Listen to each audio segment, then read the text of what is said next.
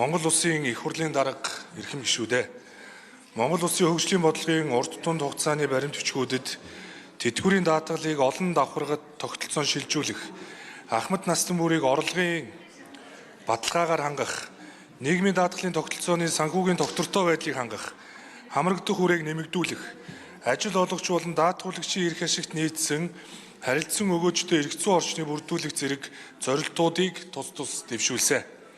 Нийгмийн даатгалын тогтолцоо нь улсын нийгэм эдийн засгийн нөхцөл байдал, хүн ам зүй насны бүтэц, хөдөлмөрийн зах зээлийн өөрчлөлтөд уялдан шинжлэгдэх шаардлагатай байдаг. Монгол улсын хувьд 1995 онд шимтгэл суурилсан нийгмийн даатгалын тогтолцоог бий болгож, 1999 онд нэрийн дансны тогтолцоог нэвтрүүлж, 2015 онд төрөөс тэтгэврийн шинжилгээний талаар баримтлах бодлогыг улсын их хурлаас тус баталсан. Түүнчлэн 2017 онд нийгмийн даатгалын багц хуульд нэмэлт өөрчлөлт оруулж, тэтгэврийн даатгалын тогтолцооны параметрийг өөрчилж, 2023 онд нийгмийн даатгалын багц хуулийн шинжилсэн хариулгыг улсын их хурлаас баталсан. Ийхүү нийгмийн даатгалын тогтолцоон шинжилгээг арга хэмжээг үе шаттай хэрэгжүүлж ирсэн боловч өнгөрсөн хугацаанд тэтгэврийн шинжилгээг тууштай үргэлжлүүлэхэд төсөв санхүүгийн болон улс төрийн сорилтууд бидэнд тулгарсаар ирсэн. Тэтгэвэр шударга биш байгаа тухай, хүний хөдөлмөрийн үр шимийн үнэлэмж, ирээдүйн баталгаа болохгүй байгаа талаар олон жил ярьсаар ирсэн боловч дорвитой өөрчлөлт шинжилт хийж бид чадсангүй. Өнөөдрийн алга ташлтын төлөө сонгуулийн мөчлөг бүрд тооцоо судалгаагүй том шийдвэрүүд гаргаж, тэтгэврийн сангийн алдагдлыг улам нэмсээр ирсэн боловч тэтгэвэр авагч, шимтгэл төлөгч, ажил олгогчид сэтгэл ханамжгүй хэвээр байна. Өнөөдөр мөрдөгдөж байгаа тэтгэврийн даатгалын хуваарлтын тогтолцоо орлогоороо зарлага бүрэн нөхөж чадахгүй хурж, улсын төсвөөс тэтгэврийн санд олох санхүүжилт жилээс жилд өсөн нэмэгдэж байна. Дэлхийд дахинд түүний дотор Монгол улсад ч тохиолдож байгаа дундаж наслалтын өсөлтөөс үүдэлтэй насжилтын үзэгдэл, хүн амын төрөлтийн бууралт, тэтгэврийн сангийн зарлагыг хурдцтай өсгөх гол хүчин зүйл болж байна. Тэтгэврийн тогтолцооны үндсэн параметрүүд болох тэтгэврийн даатгалын шимтгэлийн хувь хэмжээ, тэтгэврийн нас, тэтгэвэр бодох хувь хэмжээний үзүүлэлтүүдийг даатгалын актуар тооцоолт үндэслэлгүйгээс сангийн зарлагад сөрөг нөлөө үзүүлж, даатгуулагчийг олон жил доктортой шимтгэл төлөхийг урамшуулахгүй байна. Илүү олон жил нийгмийн даатгалын шимтгэл төлснөөс эрт тэтгэврт гарсан ашигтай гэж даатгуулагчид үзэж байна. Тэтгэвэр бол хүний хөдөлмөрийн шударга үнэлэмж байх ёстой. Тэтгэврийн тогтолцоо зөвхөн ахмадуудын асуудал биш. Шимтгэл төлөгч хэн бүрийн ирээдүйд залуучуудад итгэл төрүүлсэн баталгаа, ажил олгогчдоо урамшуулсан илүү олон талтай, өчигдөр өнөөдөр маргааш их холбосон тооцоо судалгаатай тогтолцоо байх ёстой юм а. Өнөөгийн тэтгэврийн даатгалын санд бага хэсэг нь их хувь нэмэр оруулж, харин бага хувь нэмэр оруулсан нь ихийг хүртэж болдог шударга бус тогтолцоо бий болоод байна.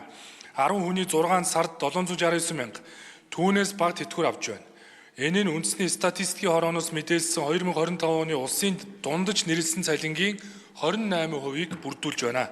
Цаашид ахмад насны орлогын баталгаа алдагдаж, ядууралд өртөх эрсдэл өсгөр байна. Хэрэв тэтгэврийн даатгалын өнөөгийн тогтолцоонд тодорхой өөрчлөлт хийхгүй бол ирээдүйд ахмад наснуудад зохистой хэмжээний тэтгэвэр олгоход хүндрэл үүсч, тэтгдэг биш тэтгүүлдэг тэтгэврийн сангийн өрийг хооч үе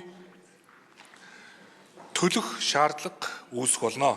Иймд хүн ам зүйн цонх үе нээгдэж, харьцангуй залуу хүн амтай байгаа энэ цаг үедээ нийгмийн даатгалын хамар хүрээ, бааз суурэ өргөтгөж, хөдөлмөрлж байгаа хэн бүрийг шимтгэл төлөхийг урамшуулж, ахмад настан болсон хойно өөрийн хөлсний дусал шингэсэн үр шим болсон шударга тэтгэвэр авах тогтолцооны шинжилгээг гүнзгийрүүлэхээр Монгол Улсын засгийн газраас нийгмийн даатгалын багц хуульд нэмэлт өөрчлөлт оруулах тухай хуулийн төслүүд, хувийн нэмэлт тэтгэврийн тухай анхдагч хуулийн төслийг Монгол Улсын үндсэн хууль, олон улсын гэрээ болон бусад хууль тогтоомжтой нийцүүлэн боловсруулж та бүхэнд танилцуулж байна.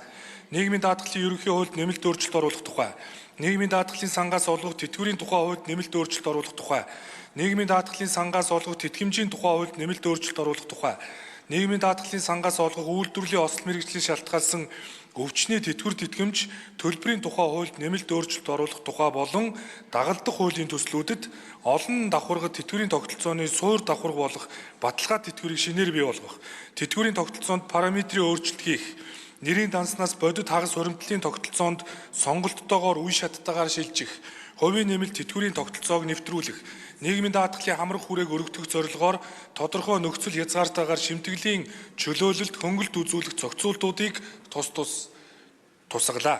Тухайлбал ажил олгогчийн нийгмийн даатгалын шимтгэл төлөх цалин өсний дээд хязгаарыг тогтоолж, үйлдвэрлэлийн осол мэргэжил шалтгаалсан өвчний даатгалын шимтгэлийн хувь хэмжээг үе шаттай бууруулах. Монгол Улсын эдийн засгийн бүтцэд албан бус салбарын эзлэх хувь өндөр буюу нийт ажиллагчдын 41% нь албан бус хөдөлмөр эрхлэгч байгаатай холбогдуулж, тэдний 68% нь нийгмийн даатгал хамрагдахгүй байгаа дээр үндэслэн албан бус хөдөлмөр эрхлэгчийг албан бүртгэлтэй болгож, нийгмийн даатгалын шимтгэл төлж эхэлвэл шимтгэлийн хөнгөлтийг үзүүлэх. Шинээр бизнес эхлүүлсэн бичил, жижиг аж ахуй нэгжүүдийг зарим төрлийн нийгмийн даатгалын шимтгэлээс тодорхой хугацаанд чөлөөлөх. Оюутан суралцагчид болон тэднийг ажилуулж байгаа ажил олгогчийг зарим нийгмийн даатгалын шимтгэлээс чөлөөлөх.